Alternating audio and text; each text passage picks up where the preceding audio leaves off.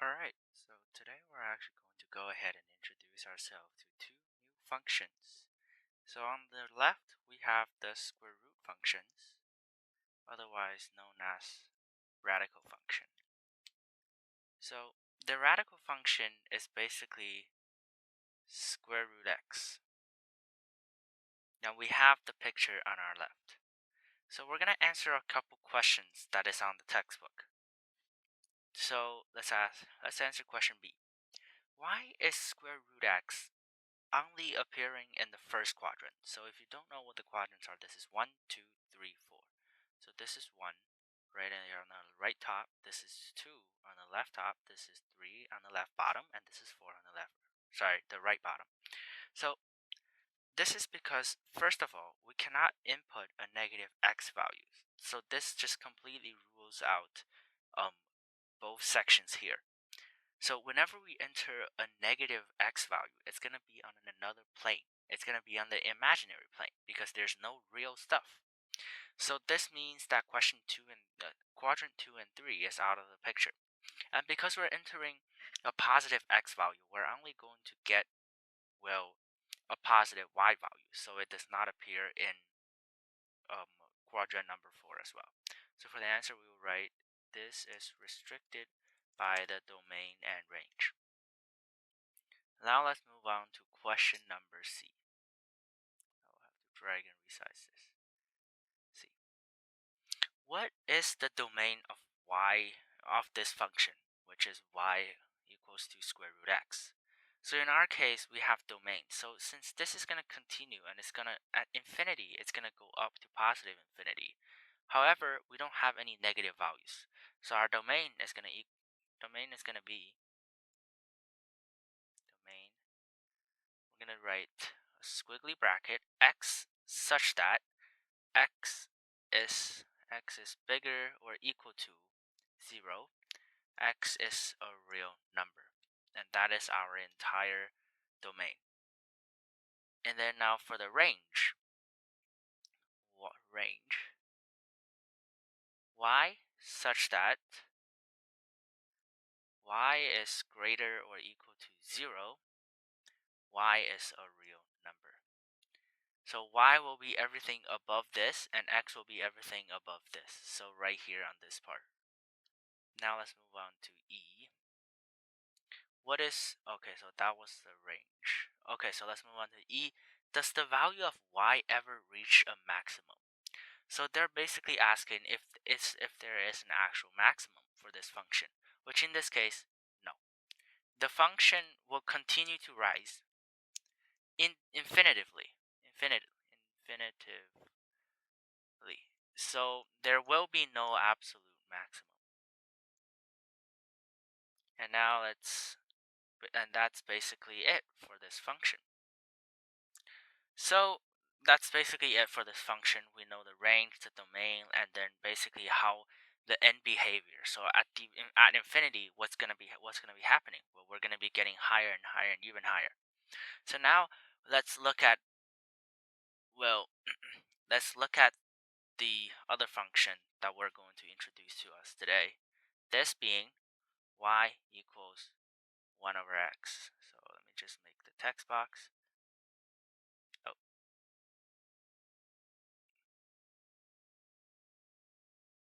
nope, I guess. Can I not load one? Oh, I can.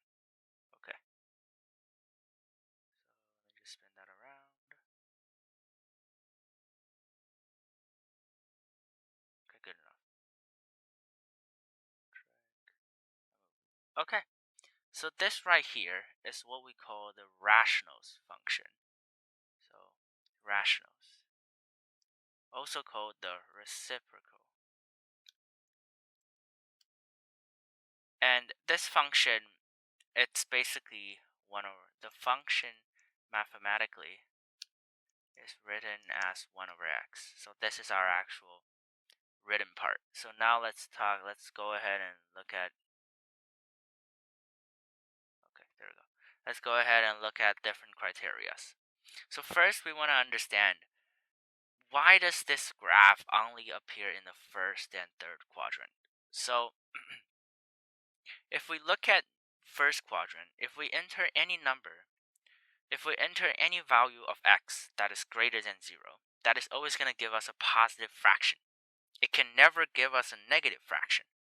So entering a positive x value will always give a positive fraction.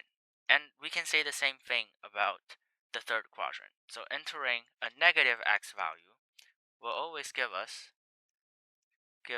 a negative fraction. This means the function will be limited, so it's only going to be in the first and third quadrant. Now let's talk about, the domain and range. So you will realize that the domain is that there's every single value could be every single value is available, except if we zoom so big on this, we see it never approaches the x-axis. It never touches the x and y-axis. So here, our domain is actually x such that x does not equal to 0. 0, x is a real number. And our range, it's something similar. So range is actually y such that y does not equal to 0. Y is a real number. And that is our domain and range. Now we have a bunch of different questions that we're gonna see. So we're gonna talk about the end behavior. So as x value increases, what happened to the y value? So we can see on this graph, as x value increases, y value gets closer and closer and closer to 0. Now, as x value decreases, y value also gets closer and closer to 0. So I don't want to take this chance and ruin the fun for your grade 12 teacher, or I might be teaching calc. I don't know. So I don't want to ruin the fun in that, but there's a reason why when x reaches infinity, y is slowly becoming 0. And then you can see the same thing as for y as well. When y is going to infinity, x is becoming 0. And when y goes to negative infinity, x is also becoming 0. So in grade 12, we're going to learn this little function called limit. So usually it's limit as x approaches, let's say infinity, y equals 0. So we're going to assume when x is at infinity, y is so close to the actual value of 0, so that it's like, hey, look, that's 0.00000, like 20, 50, or 100 of billions of zeros, 0.1. That number doesn't matter anymore because we can literally just round it down. But mathematically, it still exists. So we can say as the limit of x approaches infinity, y is approximately 0. So limit is like, what happens when x just reaches that infinity point?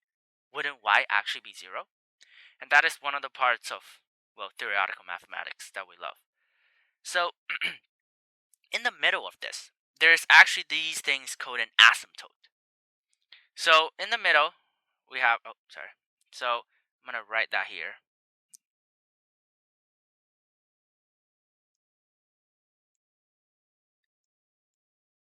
So there is an asymptote where the line is at the place where x equals 0 and y equals 0. So if you know math, this is basically two lines. So this line and this line in the middle and this line here. So these two lines, there's an asymptote. So this asymptote comes from a Greek word, asymptotos, which means not meeting. So what does this mean? This means that as y values get infinitely larger, or to say as x value gets infinitely larger, your y value is going to be approaching this y equals 0. However, it's never ever going to meet it. It's never going to touch it. It's never going to even, it's never going to intersect it. It's never going to cross it. It's just very, very close. So this is pretty much the entirety of this class. Usually in grade 12, this is what's gonna lead you into talking about limits and calculus and derivatives and all that. But as far as I know, this is all we need to know right now. And next class, we're gonna learn transformations, like zipping it left, zipping it right, and a bunch of stuff like that. All right.